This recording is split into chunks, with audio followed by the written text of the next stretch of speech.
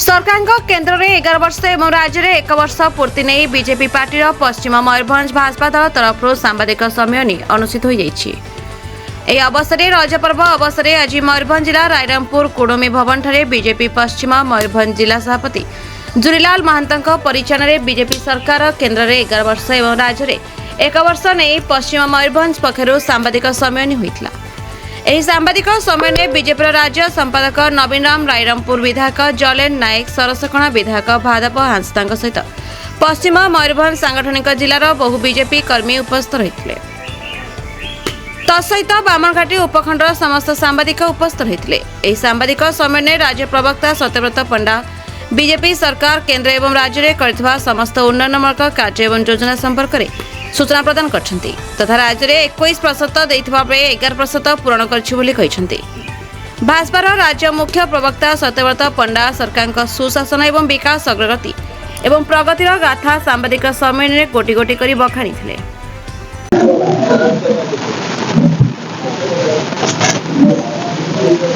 भारतवर्ष रे एक मेंट एवं अस्थायी अस्थिर राजनैतिक वातावरण भितरु एक स्थिर एवं स्थायी सरकार गठन हेबार 11 वर्ष बीतीगला। यशस्वी प्रधानमंत्री नरेंद्र मोदी नेतृत्व रे देश निजर वर्तमान एवं निजर भविष्यत को खोजी पाइबा आरंभ कला। ठीक से परी 24 वर्षर एक स्थाणु सरकार को हटई सारा ओडिशा रे एक नीरव विप्लव हो गला एवं जड़े अपहंच मुख्यमंत्री रु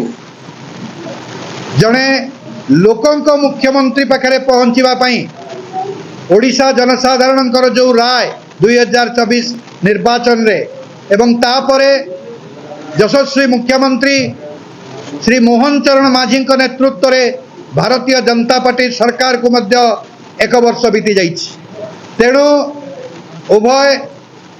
भारतवर्ष रे 11 वर्षर शासन पूर्ति एवं ओडिशा रे 1 वर्षर शासन पूरण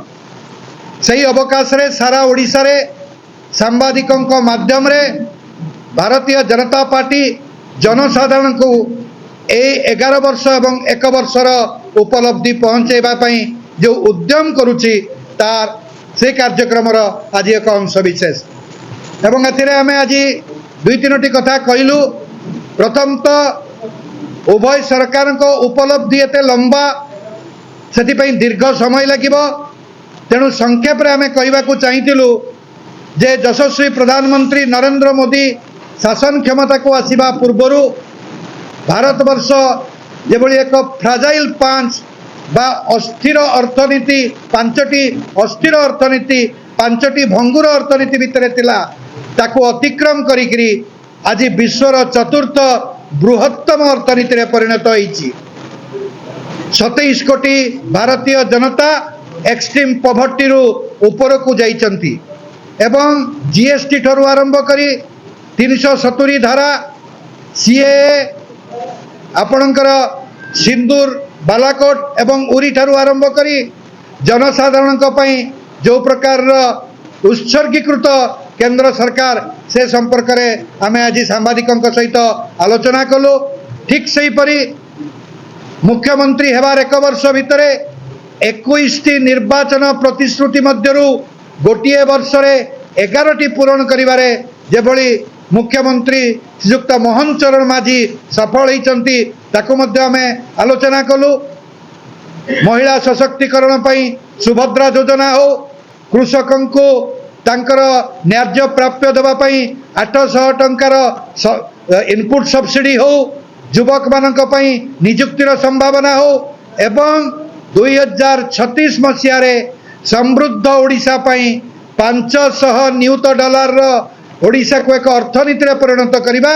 एवं 2047 रे एक विकसित ओडिशा पई 1.5 लाख कोटी डॉलर एक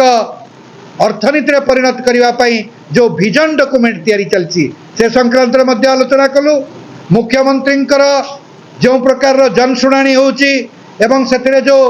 86 शतकड़ा आज अभियोग समाधान हो पारी से संक्रांत मध्य आलोचना कलु एवं ओडिशा को 2047 सुद्धा भारत वर्षर पंचम बृहत्तम अर्थनीति में परिणत करने मुख्यमंत्री जो संकल्प से संक्रांत गणमाध्यम माध्यम आम जनसाधारण निकट में ये वार्ता पहुंचेलु। मयूरभंज आईरामपुर नीलकंठ बेहरा रिपोर्ट